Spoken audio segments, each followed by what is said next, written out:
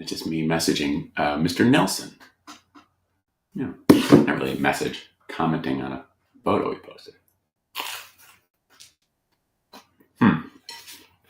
That's a cool story. I still have these strings from a few weeks ago. Probably need to do that. Put those on something. Maybe a guitar. Nobody knows. That's the thing. Nobody knows. The other thing that nobody knows is what I'm going to talk about today. I have no idea. I have a new fresh coffee mug filled with fresh Catfight coffee, which is quite delightful.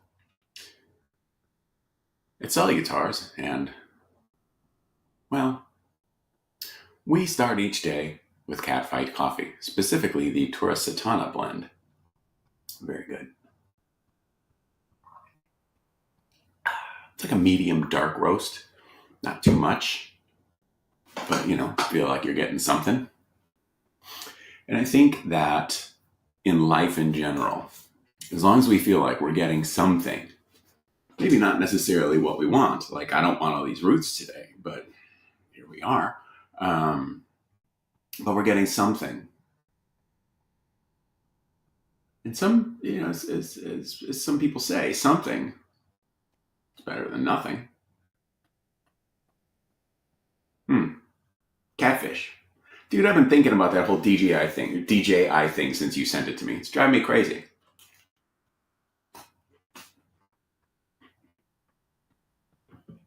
For this little thing that I've got kind of planned in my cabeza.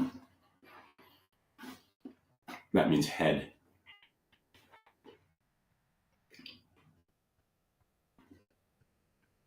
I don't think I'll need something like it, but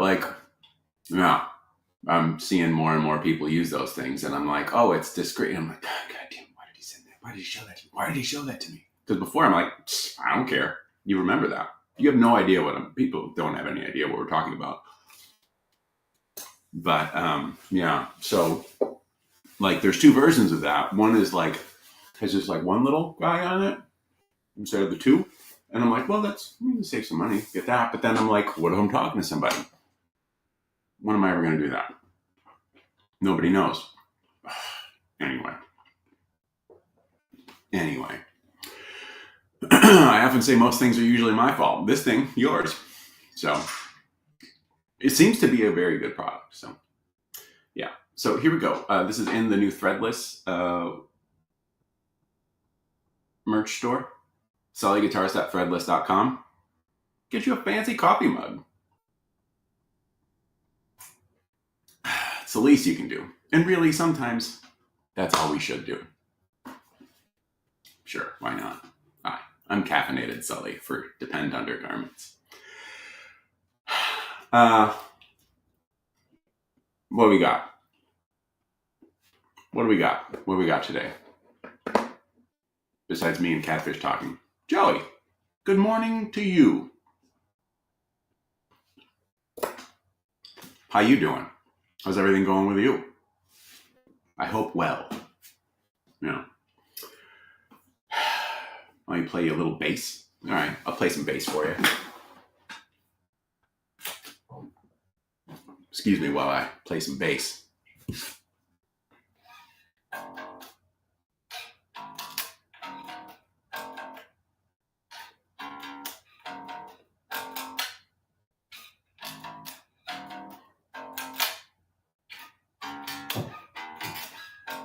There you go. There's a little bass for you. How about that? Uh-oh. Dire Times. I don't like that. I don't like that at all.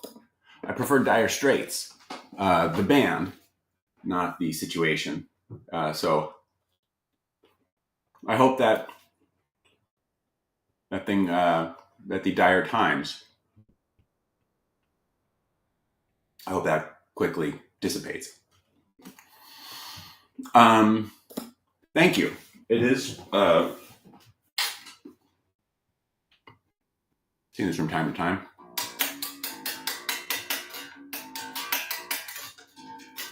I'm a great bass player. I'm a bass owner. Um, yeah. So there's that. Yeah. You want to hear? Here we go.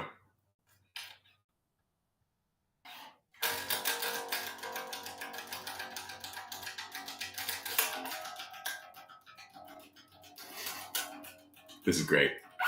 The pick is sliding around in my grip. Oh, I'm falling off because the pick's moving around.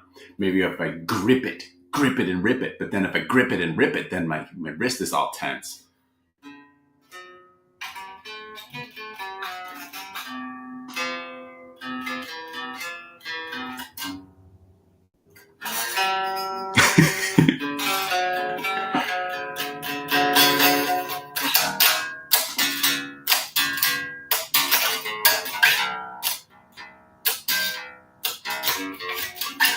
I'm a terrible bass player, but that's fine.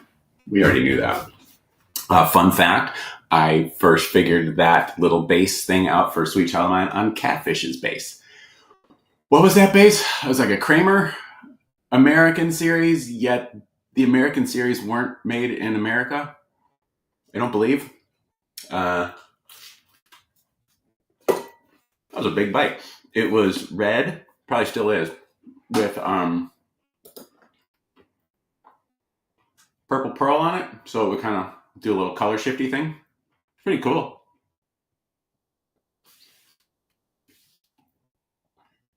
Yeah. It had Kramer's only good headstock on it, the one that was like a Jackson, but had the rounded part instead of the angle on top. So, cool story. Where do you get your wood for guitars? I saw there was a place out on Northwest Highway that had a selection. Just curious. Northwest Highway, that I'm not aware of. First of all, great question. Thank you for saving us from me. Well, I'm still going to ramble about shit, but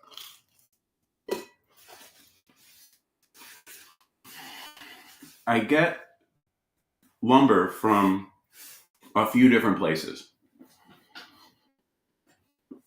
I try and get things as locally as I possibly can.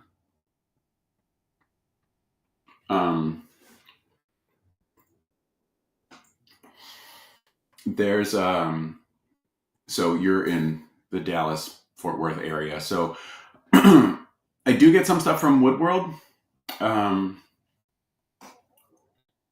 I've gone more there. I've gone there more in the past year or so than I had in the previous like 5 probably. But I do get some stuff from them, not a whole ton. Uh, it really depends on what the wood is. Like if I need roasted maple, there's a few places I get that from. Woodworld at one point had a bunch of it that they bought from one of the suppliers I get for tops.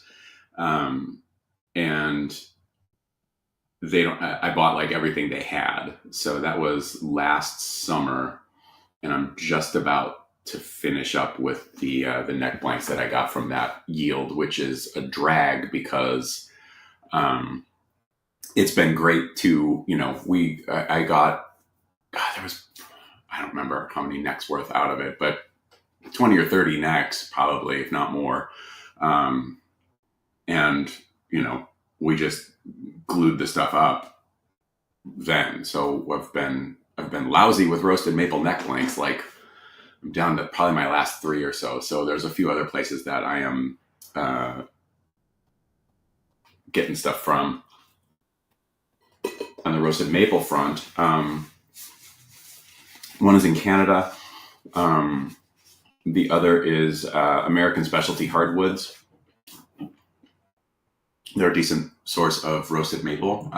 People there are really nice, so that's good. Past couple of years, they've gotten really expensive, but they are one of the places that I use. Tops, I have a few different people that I get stuff from. But Woodworld, they've got some decent things. Let's see. owning is more than half the battle. That's right. Bass owning versus bass playing. Maybe you should hold the pick like Hetfield. I don't know how he holds a pick. Although I do have a Hetfield pick here. Years ago, I made a guitar that had a EMG headset in it, and it came with this pick. It came with this pick. It's a nice shape, so that's cool. But yeah, I have no idea how he holds a pick. I could probably name 8 Metallica songs. That's not true. Maybe 9. All the best bass players are terrible. All right, Bob Daisley. He's not terrible. He's pretty good. What? Oh, did I learn that on the? See, now Catfish has been a multiple bass owner. Yeah, I probably did figure that out on your old Washburn bass.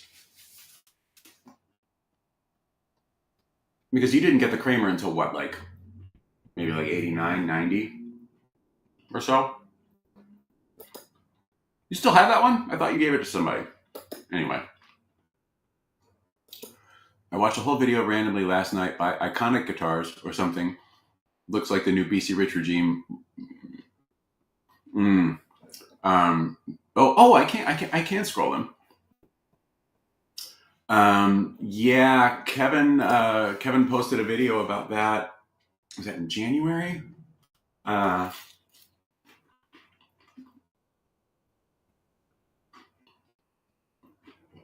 know Kevin. Good dude. I hate to see that happen.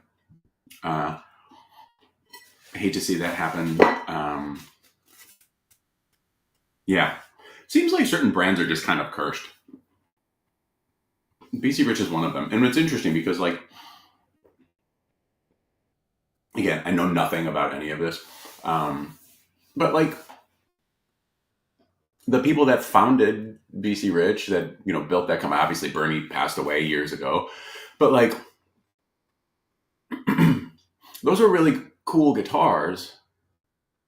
And then it quickly seemed to become a race to the bottom as far as, like, you know, the whole, like, import thing.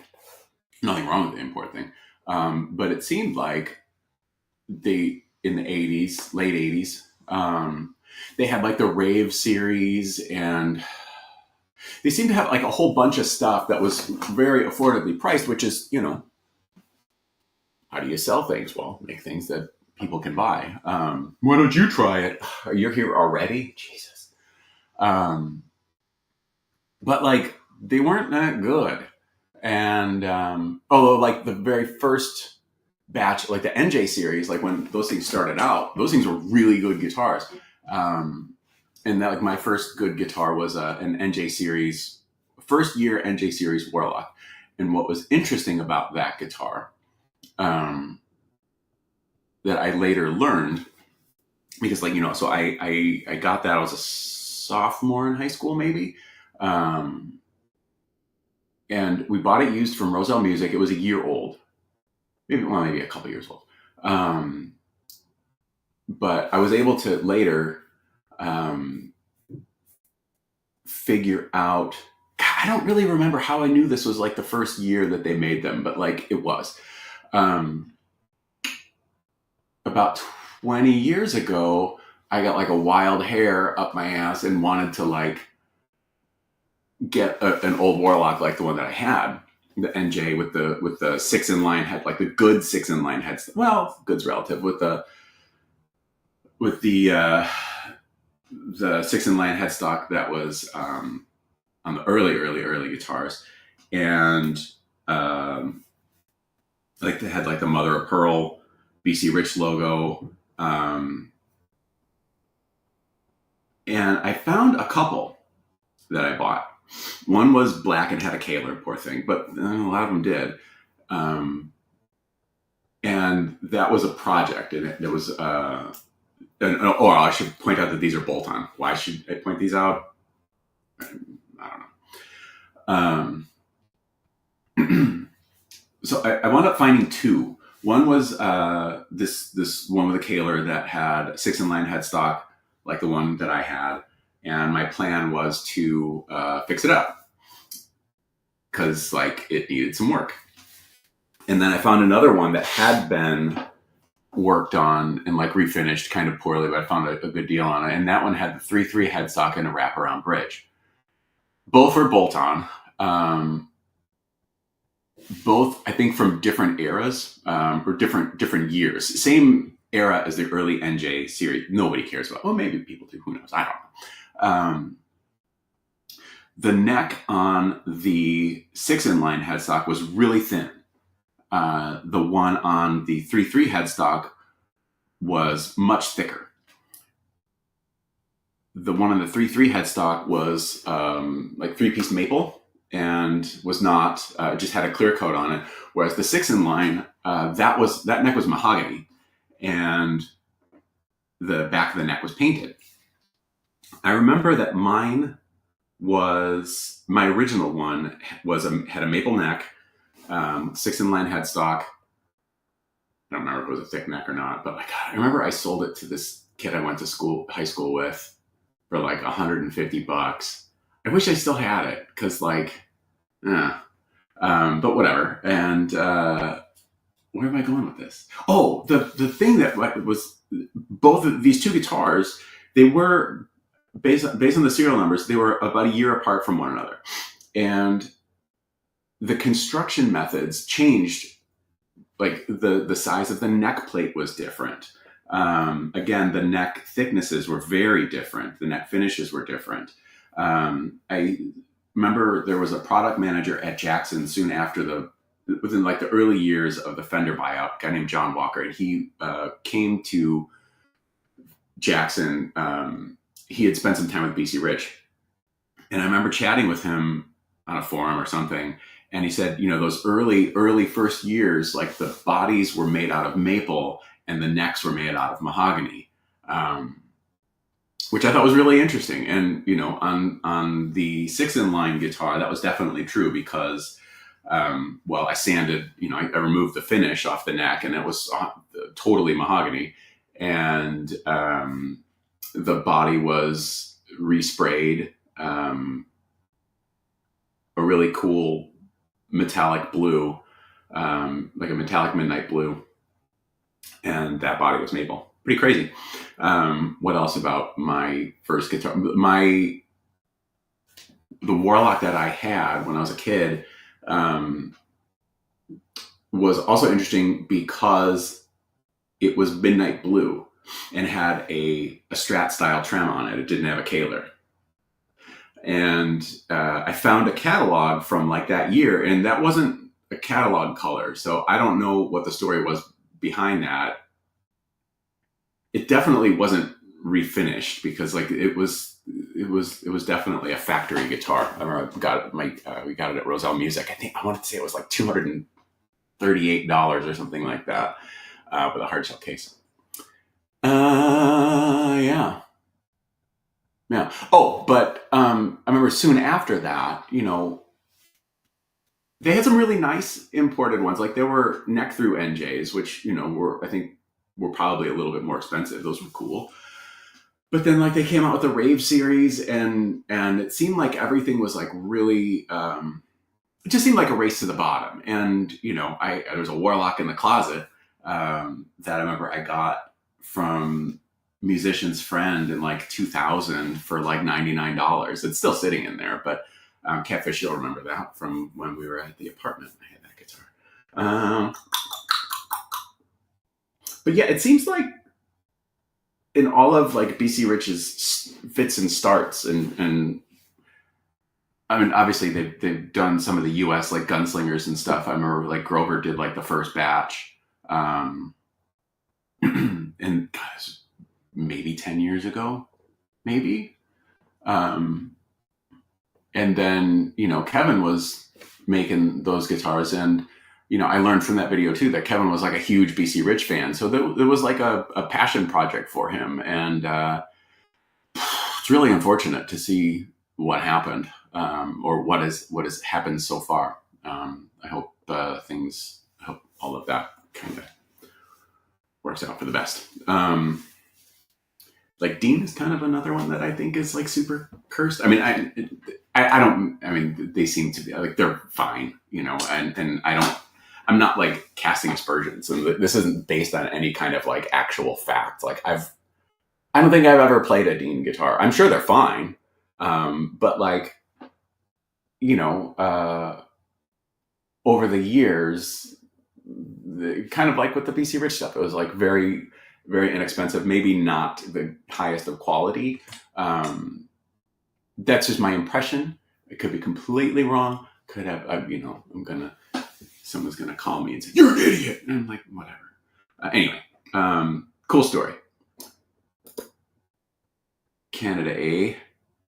Says Catfish. Dave, good morning. Hank, good morning to you. He holds it with his index and middle finger. You know who Derek did that? Maybe Derek did it. I think like Derek holds his, I think like this, which, man, that just seems weird to me. But you do what works. Waddy, good morning. Well, no, good evening to you. Yeah, it just popped in my feed and I got sucked in. Never heard of them before that. Oh, let's see. I've had the Kramer forever, but it was the mid to late 90s when you got it. Is that true? Really? Definitely not mid to late 90s, because I know that when I came back from California, and I remember I was doing some recording at home and I used that bass, and that was like 92. So you've had it for at least since then. Black and gold Sully guitar Raven. Hey, that's good. Now, I don't think that's your real name. Maybe it is. Oh, you mean this one? I'm never going to get the job. I'm never going to get the weather person job. This one? Or are we talking about a Raven? Evan. NJ Series Mockingbird. Unfathomably heavy. Made it hard to practice. Kind of heavy. See, now if it was heavy, I think it would make heavy. I think Mockingbirds are a cool design. I always thought Mockingbirds were cool. And then like the BC Rich Bitch, I think was cool, but I was very surprised that they seem much smaller in person than they should be. And yes, I lent the Kramer to a friend of mine. She went to college on the East Coast. I didn't know you had a Soldano. Well, Waddy, I guess we really weren't at that point in our relationship until now. Yes, there is the Soldano Astro 20 right there, which is pretty great. We got the old Kraken keeping it company, and that's also great. Never a fan of the 6-in-line Batwing headstocks. That could be a couple of different. I guess that could you know what? Speaking of BC Rich stuff, I had a late 80s ST3, and it was like a gold pearl snakeskin. It was kind of like a black and goldish, greenish snakeskin paint job. God, I want to say it was pearl, but it was forever ago. And it had the other 6-in-line headstock, which may be the one that you're referring to. The one that I really doesn't do. It's funny. It looks like there's a guitar neck coming out of my head. The one that I never really cared for, which I've heard people call the ball sack headstock, which is it's like the 3-3, and then it kind of goes up, and then it has like that cutout in the middle that looks like it would offer some support. Let's see. Place I was looking at was Central Hardwoods over by the Dallas City. Oh, I've never been there. Yeah.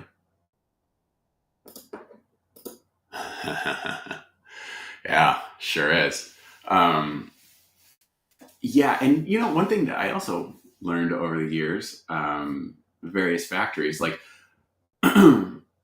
there are some very large factories that, they have different teams making guitars, and it's kind of like mean, this is hearsay, sort of, but like they will, you give them a price point that you want the final product to be at, and that will kind of determine who's making the guitar. And so if let's say you've got a $199 price point, those were actual price points at one point. That team might make stuff a little bit faster than a higher priced price point team. Remember that Warlock, dude? Me too. Love the original BC Rich 6 in line headset. Yes. We just chatting, not hating. That's right. There's a Dean acoustic I love. Oh yeah, I remember you. You do love acoustics. You are a big lover of acoustic. What's up? Inside middle finger and index, middle finger, and obviously the thumb. Who does? Derek? Was he like that? Maybe. Yeah, maybe. Good morning, Ray. How are you? Caffeinated Sully. Yeah, that's me. I had the acrylic, man.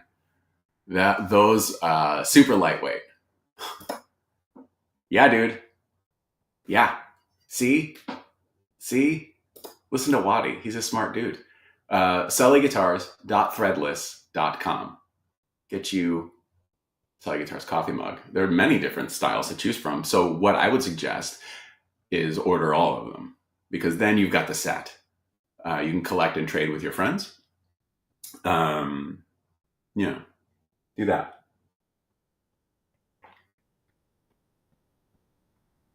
And I believe at a certain price point, they do free shipping, even international. But I know that's often a promotion, but I think that's also kind of like a thing that they do. God, this is like the James Hetfield picking show. Okay. Now we know. Yeah. What did we do this week? Great question. I got a reminder. Yes, I'm going to. Yep. I'll be there today to pick it up.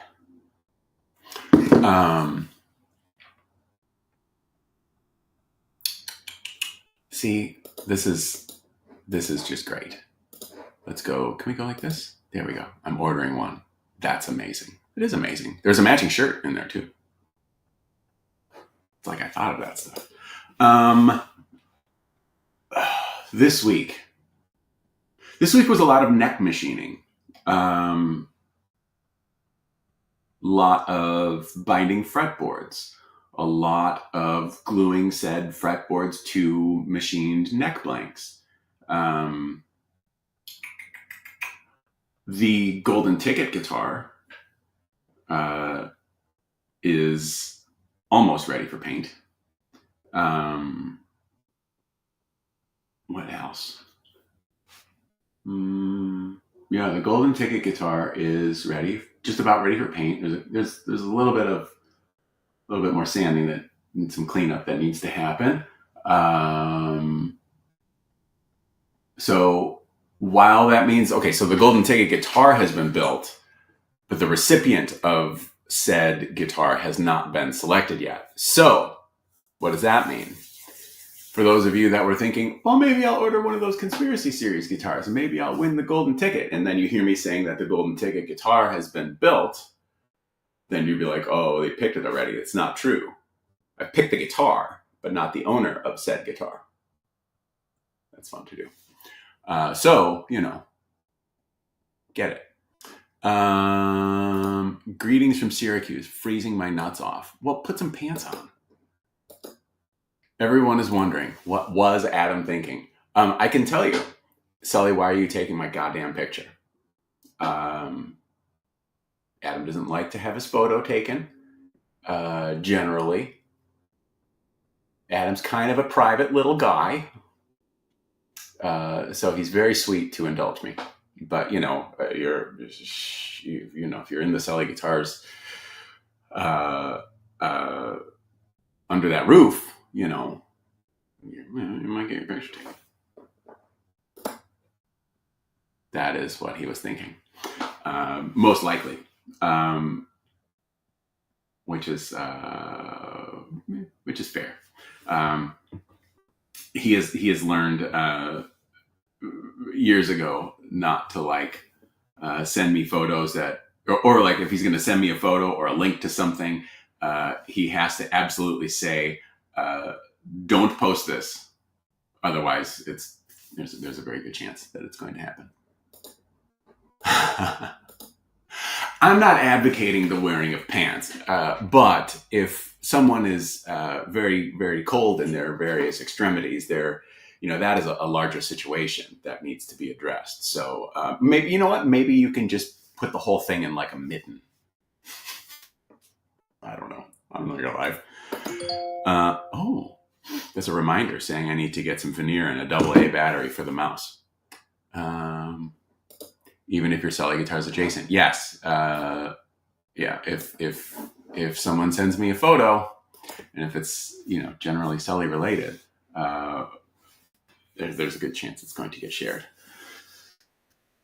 What else? Yeah, so we did a lot of neck related stuff this week. Did some neck through related stuff this week, mostly in the programming design aspect. You know what? This is a good topic. Hang on a second. You talk. You guys talk amongst yourselves. Or here, you can just look at my Rad Warlock bass. You can look at part of my Rad Warlock bass. You can look at this part of my. This is not going to stay. Here you go. There you go. There you go. You can look at my Rad Warlock bass.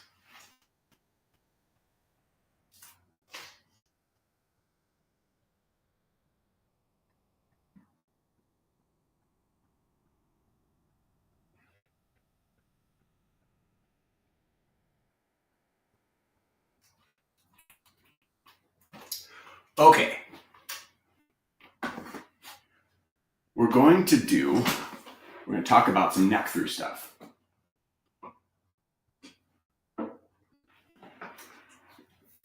Now,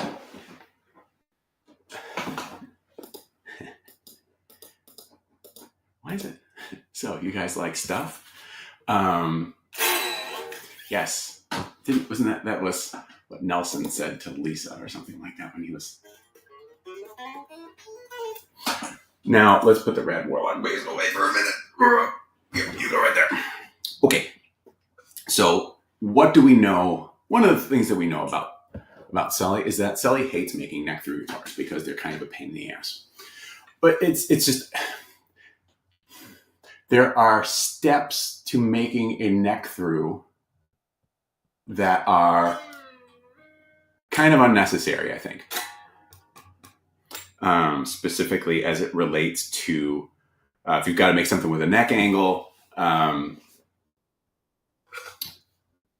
a pain in the ass. It's a huge pain in the ass. It's yeah. So we've got this Concord. This thing is I really like. I love the neck on this guitar. A lot. It's yeah, I like this one a lot. So at Sully Guitars, we are very well aware of the fact that clunky neck heels are for jerks and are often designed by jerks. One in particular. So when I was coming up with the idea to make this, the question comes in, how are we gonna design this termination on the body? What is the neck heel going to look like? We already know what it's not going to look like, clunky. So how do we make it comfy? Maybe make it look a little, give it a bit of a vibe, right? It's kind of cool looking. It's super, people see this, or guys will see this and say, hell yeah. I've posted pictures of Concords before or V's in the past. And people are like, oh, the upper fret axis, I can't hit it. Like, what are you, what, okay, I don't have like bear paws and like thumb, there's plenty that settle down. Where's I going with this? So anyway, we got this. And then, we've got our set neck, heel. There is a little bit of a ridge right here where, you've got a flap where the neck stops. It's your termination. This was something years ago that I used to blend in. Once the neck was glued in, I would then go and then just kind of bring the neck heel, remove it away to meet this. I've talked about this a couple times, I'm sure, but I remember when Grover and I were planning out the 71 batch we were making together, I was, okay, so we're going to glue the neck in and then we'll blend it in. And he's like, I think I even talked about this the last time. He's like, okay, Mr. Sandoval, which some of Carl's early guitars, he would, do this and then use Bondo to kind of blend the thing. So that was, he was I'm like, okay. And then so the guitars, we made the test guitar and I'm like, oh yeah, your hand doesn't feel it. It's fine. So settle down. So I settled down. What does any of this have to do with making a neck through Concord? I'm glad you asked. So in the neck through version, this stopping point and this kind of bevel and all that stuff, it's not really, I guess you could have it and these are just thinking out loud things, but this is one of the things I've been kind of focusing on in the past month or so, thinking about. If you have the neck termination, just, even if we just push this part back to where it met up with where the body heel is. Are you following me? And then we have this bevel that goes all the way around. I don't know exactly how that needs to look because generally speaking with neck through guitars, and this is with most manufacturer made neck through guitars, you just have this termination and it's flat and there's not like a bevel around the top dropping down into the neck taper, the neck heel. I think I'm doing I'm trying to explain this as best as I can. But caffeinated Sully is caffeinated Sully. So this is something that, want to work on. But here is something that I can use to illustrate my point. So we have this neck through guitar. If we flip it over, you look, see how your neck terminates up at the top of the body surface. And while we have bevels, they don't wrap around to this. They all terminate at this point. And now for the neck through Concord, I don't want this because this part here is flat and then it kind of starts to round out around the 15th fret here. But so this is something that Nick and I have been kind of working out. And from the most recent update, I think we've got it going pretty well.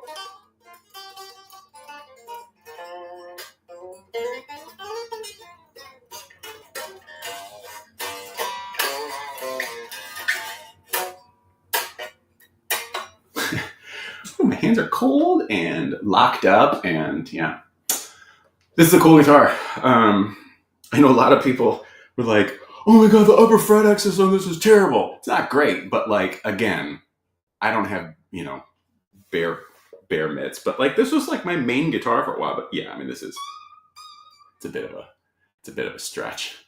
we're kind of back like that. Berries, Bevels, Jerry, berries, berries, Jerry, berries. Yeah. So this is this was like my main guitar for many, many, many years. I got it new in '92. It's number 83 of 200. I did sell it at one point. It kind of went around the world. Around the world. And when it came back to me, unfortunately, the took a lot of head damage, and it was fixed. I had it repaired, and then painted and stuff. But like, yeah, they didn't do a super great job of trying to hide the seams or anything like that. And it was one of those things where sometimes I think, well, maybe you could send it to some of your pals at Jackson and see if they could fix it and just refinish the back in the proper color. I mean, like, it's really close, but like, I kind of want to do that, but I want to do a lot of things. Yeah. Oh, and now we're entering in the tick territory with Barry. The evil midnight bomber. What bombs at midnight? Yeah, this is a super rad guitar. It is all maple, which is you'd think it's not a light guitar, but it's not as heavy as you would think an all maple guitar would be.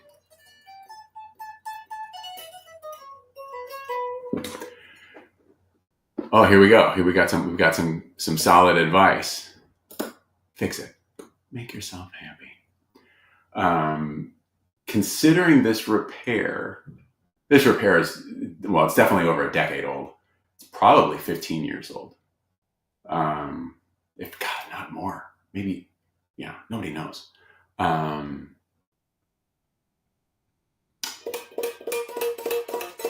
mean, it's held.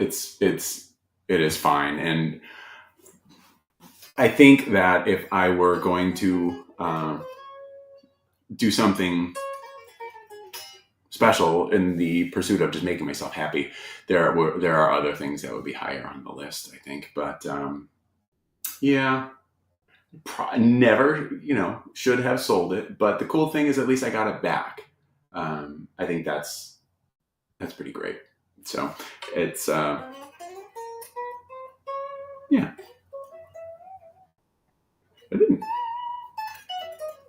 I think this is 9 to 42? No, probably 9 to 46. String gauge is something that we've been having some thoughts about recently.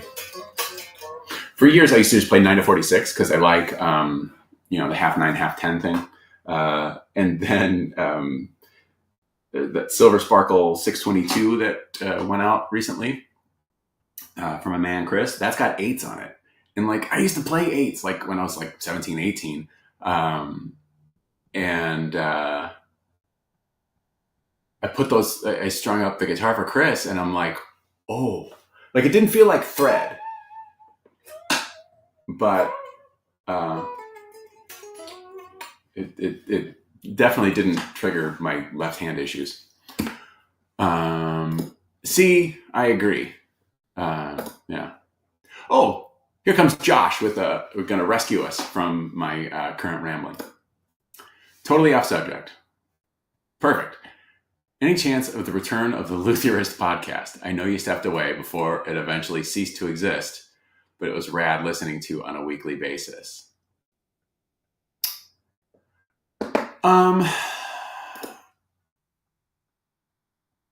No, I don't think so. I do really enjoy being part of a podcast. I love being a guest on podcasts. I don't think I have the energy to commit to doing that. yeah, I just don't. Because, I mean, like there have been some times when, oh, let's hang on to it. There have been some times when I was going to do one. And there's a podcast that was released. I think it's called, It's Totally Okay to Say Fuck on the Podcast. But like the fuck is like, got characters. There is one episode of that was me, my friend Emery, and my friend Brian. There was a Wall Street Journal article called, The Death of the Electric Guitar. These things come out all the time, and we were just kind of having a reaction to that, which I think, to sum it up, was basically settle down, everything's fine. That is out there. But I remember we recorded that, and I didn't release it for like years. For no particular reason, because I think the main reason really was that I didn't know what I wanted to do with it. And it was kind of like, well, if I'm going to release a podcast, that means I'm going to start doing this. And yeah, so I eventually just kind of broke down and just posted it. But, the Theorist podcast, I've talked about this somewhat recently, I think. I remember a lot of the reviews were like, one review in general was just the headline was "Too Drunk," and that's fair, because like we would just get absolutely hammered. And I know people have told me that they enjoyed listening to that on the way to work, but I know that if I was in a commute, the last thing I would want to hear is people that were just hammered. And so, I mean, obviously, I don't have to do a podcast and be hammered. I can, be sober and make as little sense as I do when not sober. But yeah, it was fun until it wasn't. Yeah. But I do appreciate you listening. I didn't know that the episodes were gone. I think it's for the best, really. I know that there was at one point somebody had hosted all of them somewhere. But yeah. I would like to do it, sort of, but yeah. Instead of breakfast with Sully, make it hammered with Sully. Well, I don't drink anymore, so I wouldn't be hammered. And I kind of find it difficult to be around people who are, so that wouldn't be much fun for me. And while there are many things in life that I do that I don't consider fun, I don't want to add things to that list. But I would like to do, I would love to just be a regular guest on people's shows, like that. I would like to be on Tone Talk, I think, as long as we don't have to really just talk about tone, because like I'm not that guy really, but I get the sense that, it's just Dave and Mark, and they're just talking with people and just kind of shooting the breeze about what they're up to and things like that. But I don't think we're actually getting into like the tonal transfer from mahogany to maple is measured at because like I'm so yeah.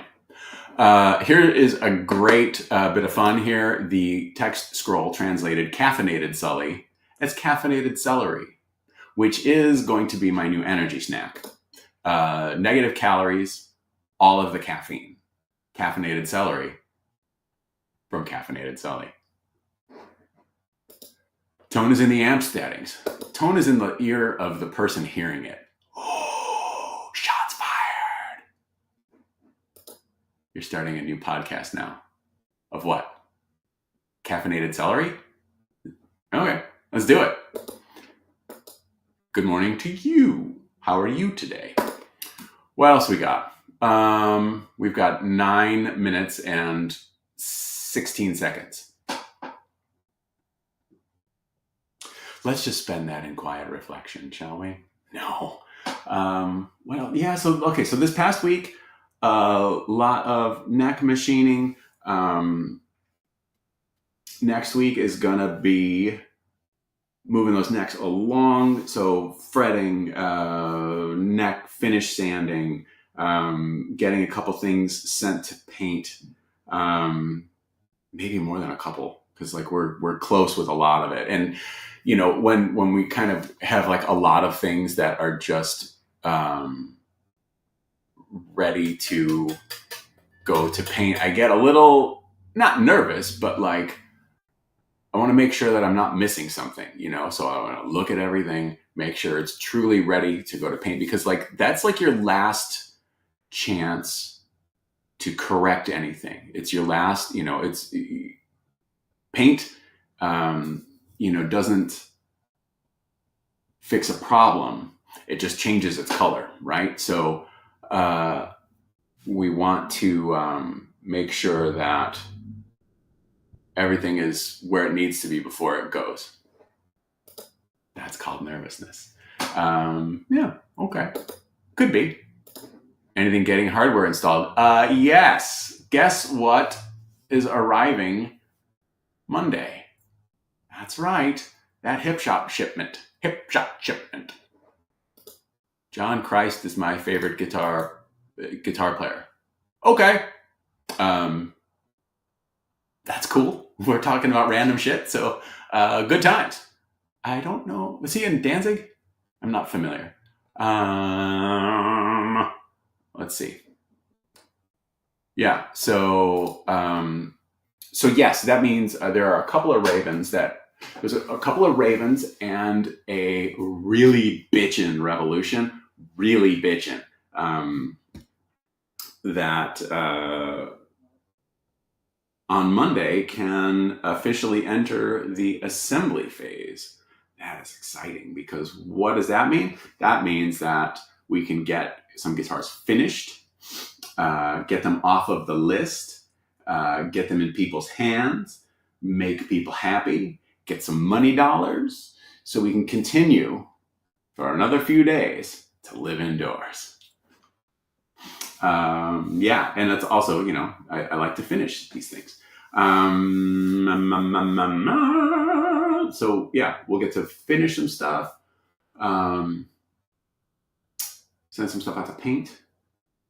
That's good. And then, we'll still be doing a fair amount of machining,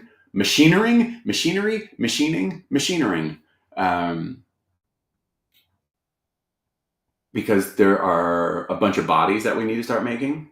We got to make some revolutions. We got to make some trellas. There's other stuff we got to make that aren't, there's plenty. Yeah.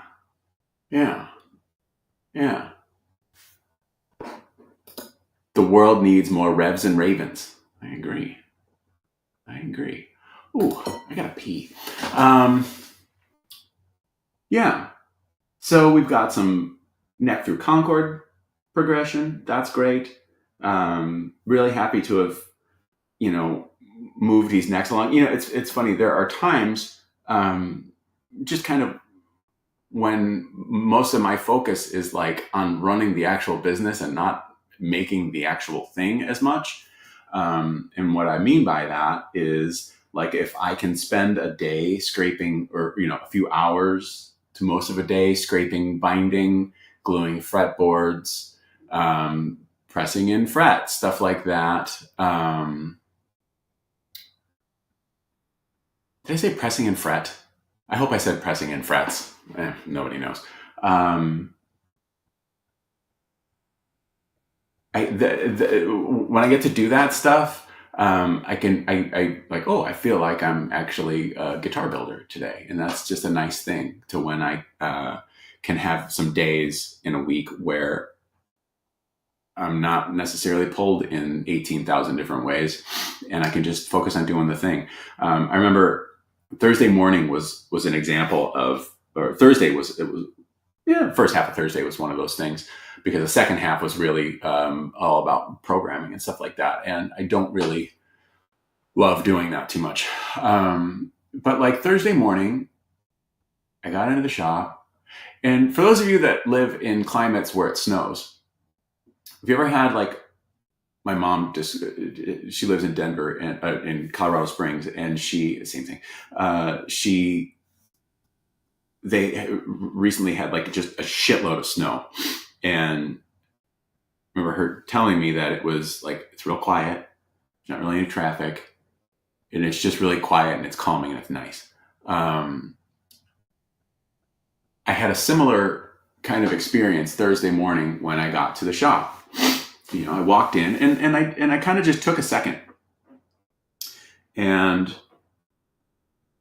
appreciated the the moment. It was kind of like this in between moment, right? Um, and Ray, I see your question, and I'll get to it as quickly as I can. It's like this in between moment. I just commuted. I haven't started, work. I'm just kind of in the place. Um, and it was quiet and it was calm. And it was kind of like that feeling of like when you just had like a ton of snow, nobody's out. It's very peaceful.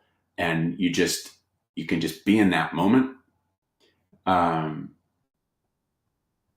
and I remember I stood in the doorway, uh, and I just kind of, it was a really nice morning. And I really appreciated that. And it was those kind of moments when I can have that and mixed with days where it's like, oh, I feel like I'm actually a guitar builder. Like, dude, you're a fucking guitar builder. But like, you know what I mean? I can actually focus on doing the thing that this whole thing is about. That's kind of like gas in the tank. Because, there were some things about this past week that were very difficult, stressful, angering, quite frankly. I snapped a neck on Monday. Like jumped in the air and snapped a neck Monday. And so it was nice to have the other side of that because I have a lot of the stress part. It was nice to not have that for a moment. Okay. Ray has this question. So we will do our own versions of those things. Like, I don't, if you want a skull and blood drip, so that's a Warren DeMartini thing, get a Charvel. Just get a Charvel. And I don't mean that like, oh, fuck you. I don't mean it, not at all. But like, if you want that thing, like, get that thing. But so we've done some Warren-esque 624s that had, snake skin, but it was kind of being peeled away. It was different. Like Hot Rod Flames, that is an absolute classic Charvel thing. I wouldn't want to do that because it's like, it's hard enough to make the things that I make and have them have their own identity that people will accept. That's why, like, I don't want to do a Concord with these stripes on them. I'll do these stripes on that because it's an adaptation. So yeah, I but there are things like certain inlays and stuff like that we absolutely will not do. Like things that are really associated with other manufacturers, I don't want to do anything. I don't want to do anything that makes you look at something that I've done and make you think of another manufacturer, and that there's a very nuanced thing that I can explain in further detail, but I've got 12 seconds, so I'm not going to. I wish I would have seen this sooner. But I hope that answers your question. All of you, have a lovely day.